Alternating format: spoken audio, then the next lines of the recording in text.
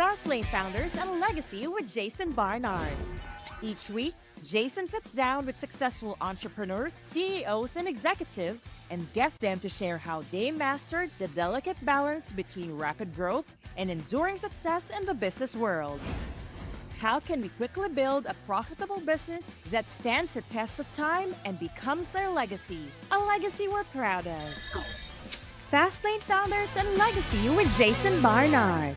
Hi, everybody, and welcome to another Fastlane Founders and Legacy with me, Jason Barnard. And I'm here today with a quick hello, and we're good to go. Welcome to the show, Saul Marquez. Thank you, Jason.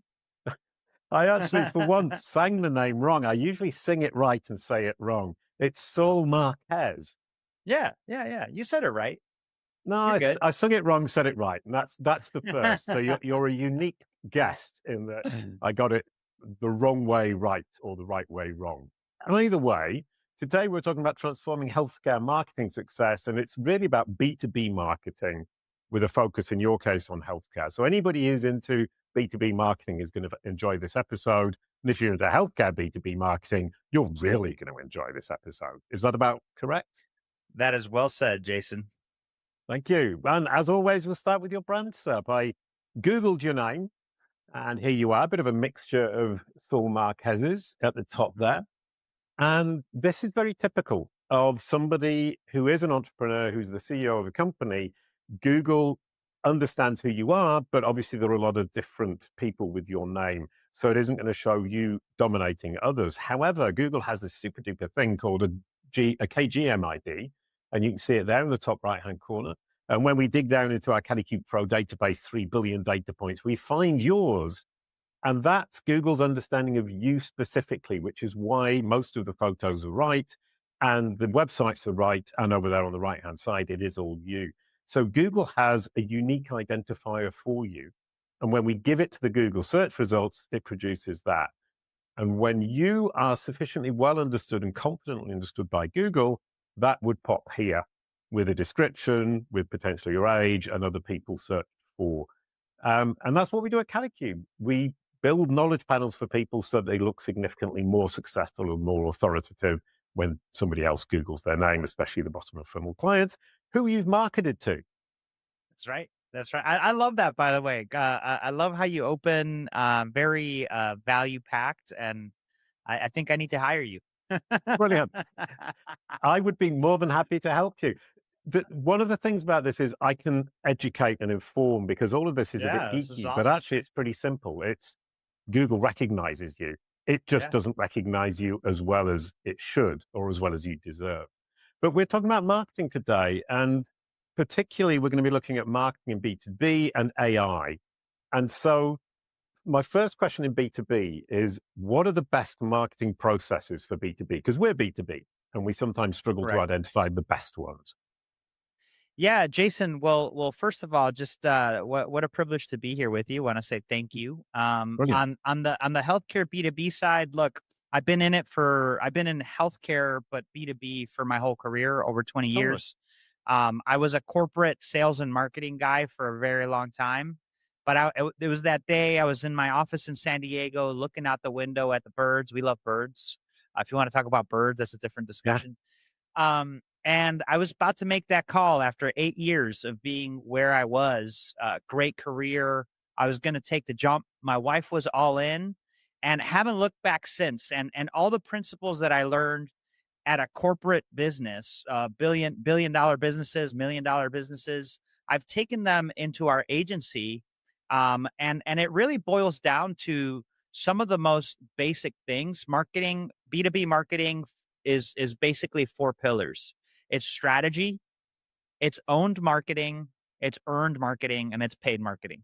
Those are the 4 pillars of marketing. And what I tell everyone is that tactics. Oh, were you going to say something? Yeah, I was going to say, number 1, does this apply to the company, however big or small it is? And number 2, can you repeat them? Absolutely. It certainly does. Whether by the way, this applies if you're B2C too. B2B, B2B2C, B2C, like all of this. So essentially it's strategy, and that's where you need to start. Then it's owned. earned, and paid. And I could define them if you'd like. Yeah, let's start with Okay. strategy. Define that, dig in a little bit, then move on. So strategy, that's the thing you Okay. start with. Yes. So strategy, and here's the challenge. Most people don't start with strategy. They start with tactics. And the quote that I was about to share with you, Jason, and everybody with us is, tactics are the noise you hear before the war is lost. It is from The Art of War. And what you have there is, you when you do marketing, it's very easy to get tactical. Because there's so many things. There's podcasts, there's email, there's voice, there's so many, there's ads. And so the strategy boils down to just a few things. It's what is your brand house? And your brand house is essentially your brand statement, your differentiators. What is your messaging architecture? Who are your ICPs, your ideal client profiles? You want to have those crystallized, understand their pain points, get that all done. That's in a nutshell strategy. There's more there, but I'm just kind of tip of the iceberging it for you. So Then know what you're offering, who you're offering it to, what they're looking for, and how you're going to say it. Yeah, and very, very importantly, what are their pain points and how are you different, and how are your differences unique enough for them to solve their problems? Right. Okay. And I think one thing we've done at Kalicube is fail to focus enough on our UCP, which is we've got 3 billion data points, so we know exactly what to do to manage your personal brand or corporate brand. And we've got our proprietary tech that holds all of this information together in a format that machines can understand, digest, and reuse. And nobody else has that. That's our USP. That's right. I love that. I only figured that out a few weeks ago. Hey, listen, but the point is you did, and that's what matters, right? So it's never too late. You could be, it's never too late. We all learn lessons as entrepreneurs, and maybe you didn't figure it out on your last business, and now you're on your new one. Well, guess what? It's not too late. You still have time, and you got to start with strategy. Jason did a brilliant job of talking about his, and No, I love that. And it also makes me think that, I did this too late, or I figured that out too late, but nothing stops me now pivoting. But the thing we're finding is changing that communication now is much more painful than it would have been if we'd rolled it out from the start. And I think that's key. That for sure. But you know what? It's totally doable. And look, I would go back to your example, just kind of like you did with me. Then okay, what are the key pain points of your ideal client? What are their pain points? Yeah. Oh, you're asking me the question now. I'm asking you. Yeah.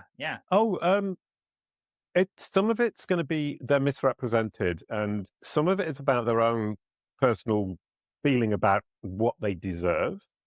Some of it is going to be, how am I perceived by partners, and how often am I missing out on opportunities when Google or AI represents me inadequately?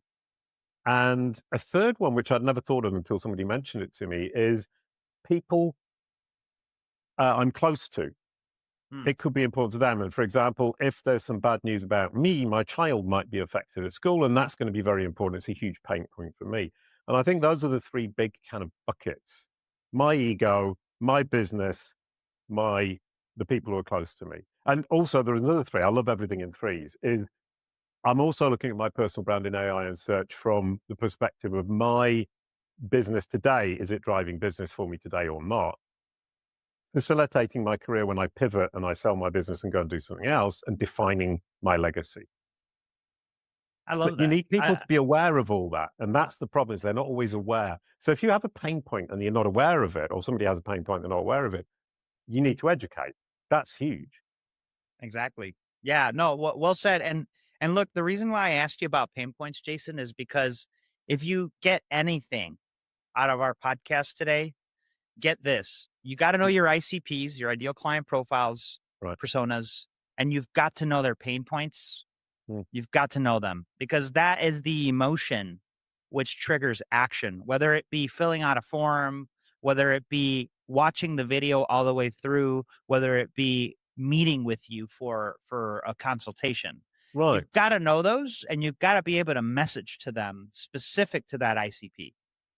And a lot of the time, as marketers, we tend to look at the solution, and we're pushing for that. And it's quite difficult for us to turn around and say, well, I need to be much more empathetic And I need to take a huge step back and swallow my own ego about what a wonderful solution I've got and focus on which problem we're solving, because the solution in and of itself is what we're bringing to the table, but nobody cares about the solution as long as it works. 100%. And look, and then that's where the content comes in, right? And then Brilliant. that's where so content channels, uh, activation, right? And so owned, earned, paid. Owned is essentially everything that is yours, like your website, your social media, your email list. Earned, actually, I would put what you do, Jason. It falls under earned, and it falls under, like, earned is earned media opportunities like this. I'm on your stage right now, so this is Yeah. earned. But what people put out there about you is earned.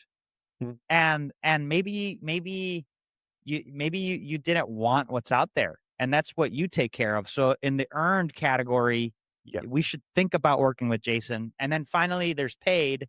Paid is all of the things that you do once everything, your messaging, your strategy is right, your ICPs are right, your messaging is good, you got your content on your website, you're sending out your emails, you've got good stuff because you've worked with Jason out on the internet about you.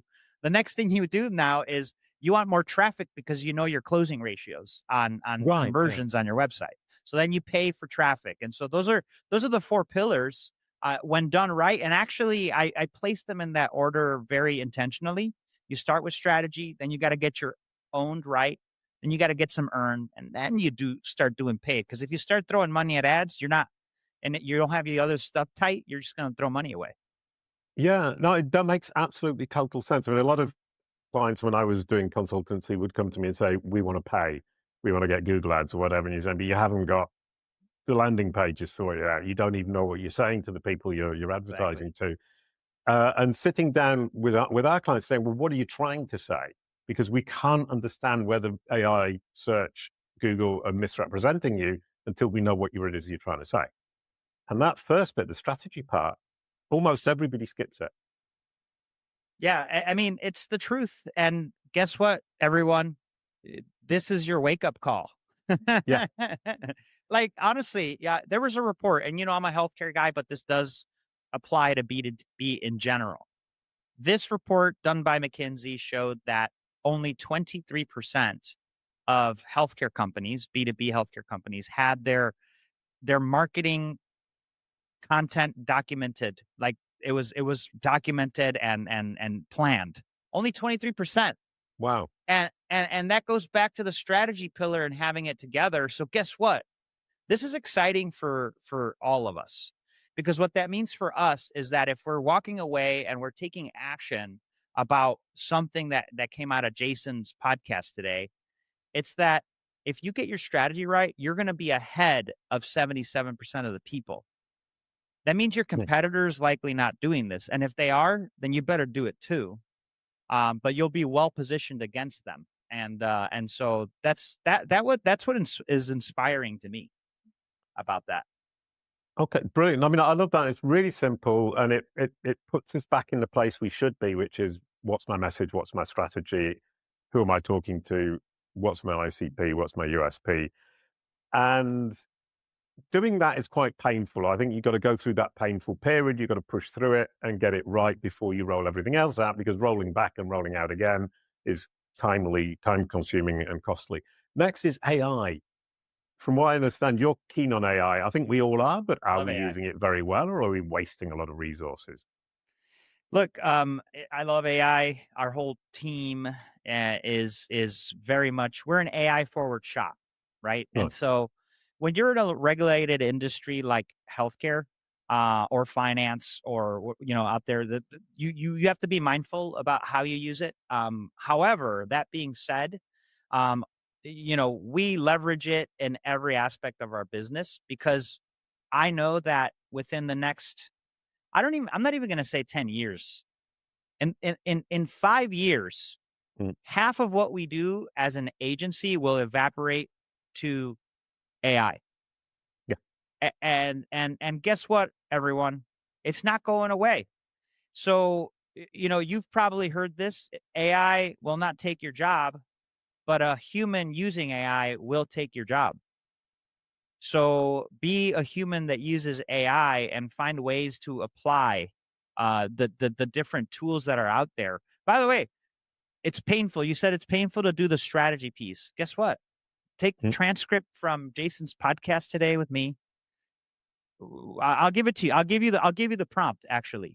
So go to ChatGPT and say, this is my website, paste your website, say, give me my brand house, which includes my brand statement, my brand differentiator, my brand attributes, and my brand pillars. That's your first query.